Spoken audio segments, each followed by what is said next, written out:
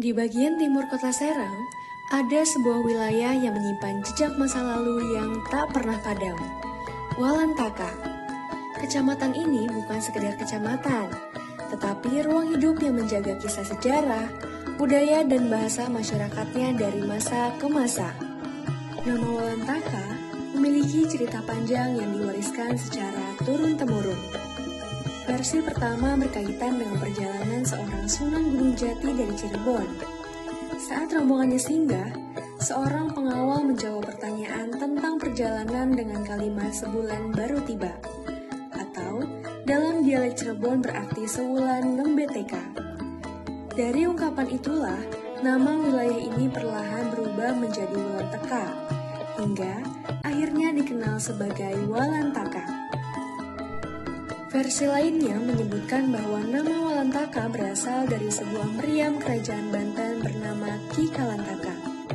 Meriam ini diyakini pernah digunakan dalam peperangan menghadapi pasukan Eropa. Kisah tersebut menegaskan bahwa Walantaka memiliki peran dalam sejarah kejayaan Kesultanan Banten. Assalamualaikum warahmatullahi wabarakatuh. Waalaikumsalam warahmatullahi wabarakatuh. Selamat siang, Bapak. Perkenalkan, nama saya Herul Anwar.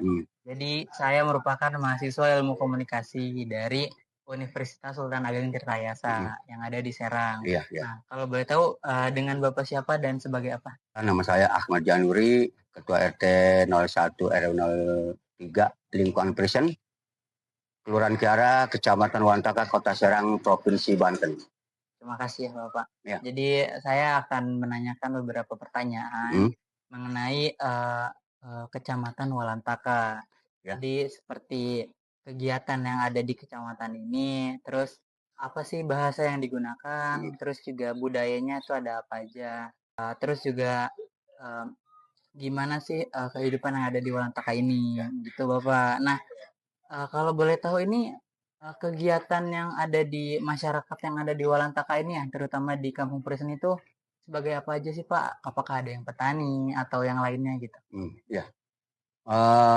Di Kecamatan Walantaka ya, di situ banyak beberapa kampung, beberapa kelurahan, mungkin setiap kampung berbeda adat. Namun saya pernah melihat itu kebanyakan Walantaka di bidang pertanian dan perdagangan. Biasanya kalau perdagangan itu apa aja Pak yang diperjualbelikan? Seperti kayak sayur mayur, buah-buahan, ikan, biasanya seperti itu. Kebanyakan itu seperti itu. Oh, terus juga kan ya, saya lihat-lihat ini di daerah Walantaka itu banyak ini yang padi sawah ya besar itu banyak. Itu selain padi itu ada lagi palawija. Seperti apa ya? Jagung, timun, cabai itu. Itu juga selain padi. Oke. Untuk kegiatan kan secara anak muda deh. Di sini tuh anak mudanya itu berkegiatannya apa aja Pak? Apakah juga ada yang bertani juga atau ada yang berjual beli juga di sini? Ya, untuk anak muda sebagian juga karyawan ya. Sebagian banyak juga di proyek ya. Nggak harus berdagang ya. Ada juga yang dagang, ada juga yang berternak gitu. Pokoknya kombinasi lah. Kombinasi ya. Iya. Tapi kalau boleh tahu di sini tuh ada organisasi pemudanya gitu nggak? OPP, Organisasi Pemuda Prison. Organisasi Pemuda Prison. Iya. Itu biasanya kegiatan mereka itu ada apa aja Bapak? Macam-macam. Kalau memang ada PHBI ataupun ada sepak bola, seperti kayak 17-an, macam-macam lah kegiatannya. Di sini juga kebetulan dekat lapangan sepak bola ya? Betul, iya. Ada kegiatan apa Pak ke depan nanti? Rencananya sih ke depan itu akan diadakan sebuah pertandingan tapi khusus per RT aja. Per RT aja dulu. Mungkin nanti bisa lebih luas ya Pak? Iya, insya Allah. Oke, baik. Dan untuk Walantaka nih kan terkenalnya bahasa Jawa Serang ya Pak? Betul. Itu memang apakah bahasa Jawa Serang yang biasa digunakan ya untuk sehari-hari? Iya. Apa kita bahasa Serang baik? Berarti di sini tuh pakai bahasa Jawa Serang ya? Jawa Serang. Itu dari dulu kah apa gimana ceritanya? Iya, dari dulu itu. Jawa Serang itu kan ada dua ya, yang kasar, yang halus. Seperti contohnya Arep nindi bahasa halus. Ayen Pundi, Oh, Buatan itu halus beda ya, Pak? beda. Jadi Oke. ada kasar, ada halus bahasa Serang. Dari bahasa kan udah beda itu Jawa Serang dan untuk budaya gitu sama tradisi yang ada di Walantaka ini tuh ada apa aja sih, Pak? Kalau boleh diceritain. Ya, untuk Walantaka terkenal debus ya. Oh, Budaya di lingkungan Prisen namanya paguyuban Prisen ya. pagi. Itu lahir tahun 1965 untuk paguyuban di Prisen ya. Memang Walantaka terkenal seni budaya debusnya ya. Itu kita bahas di lingkungan Prisen aja kan. Gitu. Boleh. Karena kebetulan saya juga ikut paguyuban ya. Kalau ada kegiatan pamnya di mana, ada orang hajatan, pas manggil kendang di masyarakat saya ikut. Bapak itu dari di paguyuban itu dari tahun berapa, Pak, kalau boleh? Kayaknya dari tahun 80-an. Oh, dari Saya ikut sebelum sekolah saya ikut. sebelum sekolah. Karena kebetulan bapak saya adalah salah satu pimpinan kendang pada waktu itu. Cuma pada waktu itu belum ada debus sih. Masih di Patentungan. Jadi belum ada debus. Baru 2010 lahirlah di Presiden debus ini kombinasi. Kalau dulu enggak. Untuk Bapak sendiri apakah ikut dalam debus itu sendiri, Pak? Ya pada waktu itu saya ikut ya main golok, main debus, tapi karena usia udah ngos-ngosan, akhirnya saya limpahkan ke anak-anak. Karena ini bisa dibilang budayanya yang sangat kental ya, Pak. Betul. Jadi Ya. sayang banget ya kalau nggak dilestarikan. Iya, ya. iya. Tapi itu untuk paguyuban di Kampung Prisen ini udah paling jauh tuh sampai mana, Pak? Alhamdulillah, kayaknya udah ke pelosok-pelosok kampung ya di Provinsi Banten. Bahkan di Jakarta pernah 4 kali. Oh, pernah ke Jakarta? Iya, juga? 4 kali. Provinsi Banten sana. Di mana ini, Pak? Di Monas? Enggak, pernah main kalau nggak salah di daerah mana tuh ya? Saya lupa ya. 4 kali di sini. Tapi orang-orang sini punya keluarga sana, pas hajatan manggil sini. Oh, itu lumayan jauh ya, Pak? Iya, jauh. Lalu untuk adat istiadat yang ada di Walantaka ini atau mungkin di Kampung Prisen ini, itu kan sepertinya dari tadi kita pembahasannya yang dari turun temurun. Itu kalau untuk adat istiadat apakah ada kegiatan khusus misal di bulan apa gitu, ada kegiatan apa gitu, Pak? Untuk adat di Walantaka ya, karena memang setiap kampung itu beda adat. Kita bahas di kampung sini aja ya, Prisen. Adat Prisen itu alhamdulillah masih kental dari dulu ya. Seperti ada kegiatan kayak seperti ada muludan, terus juga riungan. Kalau ada orang hajat tuh harus ada apa ya, adat Prisen itu ada kue ini kan gitu ya. Iya. Terus setiap lebaran tuh biasanya kita jarak ke buyut kan gitu, masyarakat gitu ya. Jadi alhamdulillah untuk adat Prisen masih kental sampai saat ini. Dan untuk kerajinan yang ada di Kampung Prisen ini ada apa aja, Pak? Kerajinan anyaman di Kampung Prisen kayaknya lahir tahun 50-an. Oh, udah lama banget ya? Udah lama banget. Dan alhamdulillah sampai sekarang masih kuat, masih bertahan. Iya. Ya. Dan banyak juga dari Kota Serang itu kadang nyurupai tentang kerajinan. Iya, betul. Insya Allah masih kuat anyaman untuk kerajinan. Baik, mungkin itu aja sih Pak untuk kita nanya-nanya tentang Walantaka ini. Bapak ada kesan atau pesan nggak untuk Kecamatan Walantaka, entah itu tentang budayanya atau apa? Gimana? Saya punten, saya mohon maaf kepada warga Walantaka. Mari kita lestarikan seni budaya Banten yang ada di Walantaka. Termasuk di lingkungan Prisen. Betul. Oke, baik. Mungkin itu saja Bapak. Makasih banyak ya udah banyak cerita-cerita. Sama-sama. Semoga kita juga atau teman-teman jadi makin tahu ya. Buat kegiatan atau apa aja sih yang ada di Walantaka itu ya. Baik, terima kasih Bapak. Iya, sama-sama. Kini, sebagai salah satu dari 6 kecamatan di Kota Serang, Walantaka berkembang sebagai wilayah yang menjadi penghubung dengan Kabupaten Serang. Sebuah ruang yang memadukan kehidupan tradisional dengan pertumbuhan kota.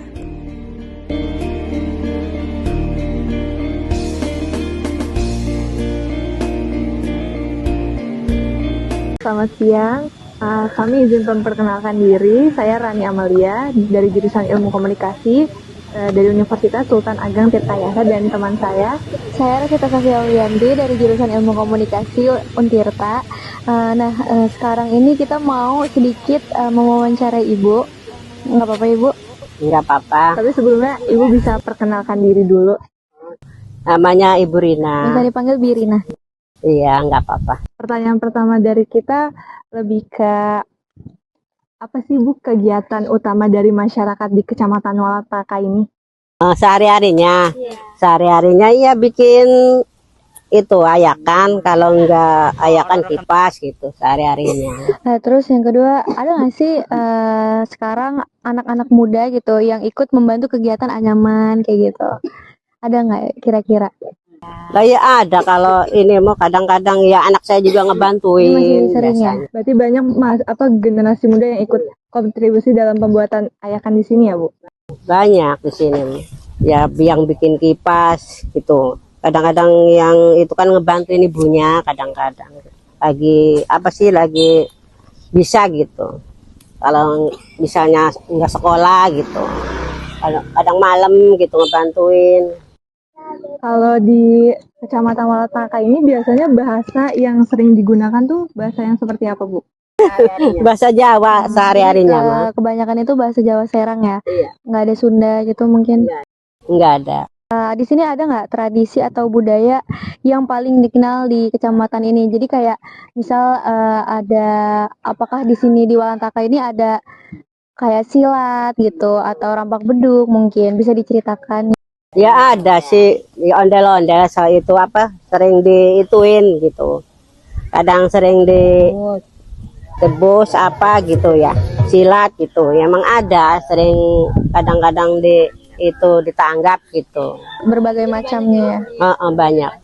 Ini kalau tadi tradisi, kalau upacaranya sendiri ada Bu yang rutin sering dilakukan di Kecamatan Walataka ini? Seperti apa itu upacaranya? Kalau boleh diceritakan.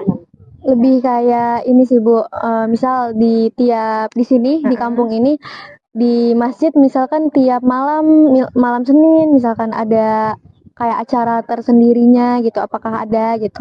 Atau apa, akikah ya? Iya, kayak akikah. Oh, kalau pengajian ya ada, biasa tiap minggu gitu.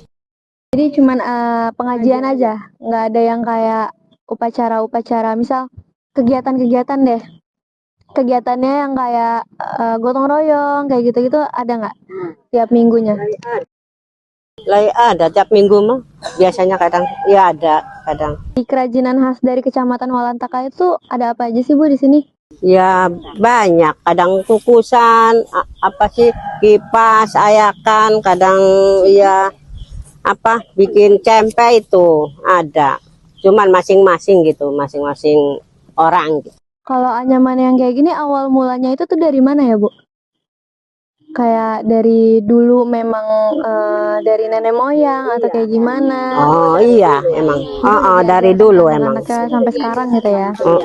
Udah, iya. Kira-kira bikinnya berapa lama Bu? Iya sih, kan apa sih itu bambu dulu pertama tuh dipotongin, udah dipotongin tuh disigarin kecil-kecil gitu, udah disigarin dianyamin gitu, udah dianyamin dikasih blengker gitu, ya dikasih blengker dijejat pakai tali gitu. Sehari bisa menghasilkan berapa anyaman Bu? Ya paling sehari berapa ya, kalau inilah paling juga dapat berapa sih, kalau tinggal nganyam dapat 2-3 gitu. Biasanya itu dijualnya di rumah atau memang ada pabriknya sendiri lagi itu Bu? Enggak, di pasar. Ada penampungnya di pasar. Cuman ya dititipin ke suami kakak saya gitu ya. Dijual di pasar. Biasanya satunya berapa Ibu?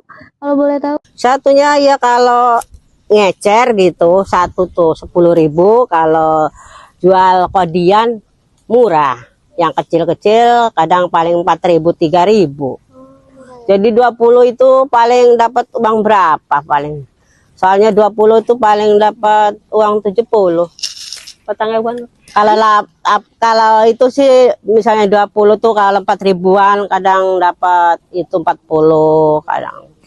Kalau yang lagi 3,5 yang kecil, kalau yang segini paling 7.000. Udah melakukan ini dari tahun berapa? Udah lama, semenjak masih gadis. Masih kecil aja, sampai gadis sampai tua. Saya menyukai di mana ya, namanya sehari-harinya ini sehari-harinya bikin ini. Ini termasuk salah satu profesi ya Bu ya? Iyalah, sehari-harinya dapatnya air bikinnya ini. Dulu mah emang ibu gue kerja di pabrik sih dulu, tapi belum, ya emang ibu gue apa dulu mah enggak ini sih, dulu kan enggak pakai jasa. Ibu tuh sekolah juga ada SD enggak lulus gitu. SD kelas berapa? Kelas 5. Tapi ya pernah kerja ya di waktu dulu mah gitu, di pabrik tuh. Dulu kan enggak pakai jasa. Berapa tahun itu. Semenjak itu ya udah di rumah ya bikin ini lagi. Semenjak kecil itu. Namanya ya bisanya bikin ayakan, kipas gitu. Nah, jadi ya sehari-harinya bikin ini. Jual gitu di pasar. Buat ngebantu-bantu kan ya. Namanya orang punya anak sekolah ya. Masih butuh ya di mana.